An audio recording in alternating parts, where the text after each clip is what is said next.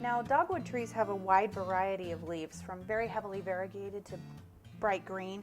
Now, for the purpose of today's demo, all I'm going to be doing is just kind of a very natural leafy green. So I'm going to take a little bit of my moss green because it has that blue undertone, and some of my chartreuse because it's a nice darker green. And I'm going to kind of blend those two. And all I really want to do is just kind of hit.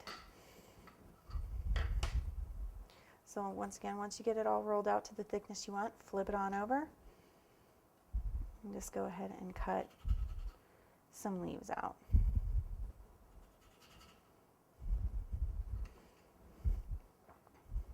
And make sure, now I've already got some set aside from when we did our petals, but you want to make sure you have a little bit of paste set aside to do your twiddle with. We'll go ahead and put one leaf in there until we're ready to use it.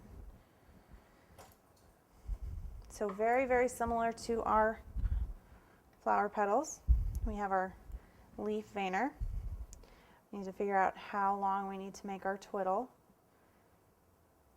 You want it to go all the way from tip to tip on this.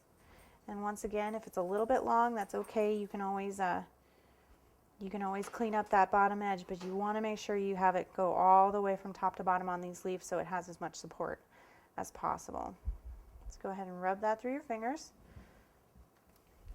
And then what we're going to do, because we want our twiddle on the back of our leaf, what we're going to do is we're actually going to lay it right here in that center vein, and I'm just going to place my leaf on top. Make sure it's nice and centered, and give it a good press.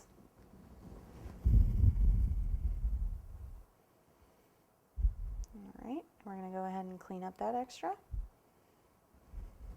Now what's fun about this is when you go ahead and pull your leaf out, it already gives it some definition, a little bit of shape.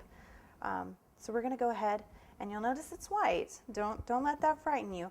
We're going to go ahead and give it some color with our dust.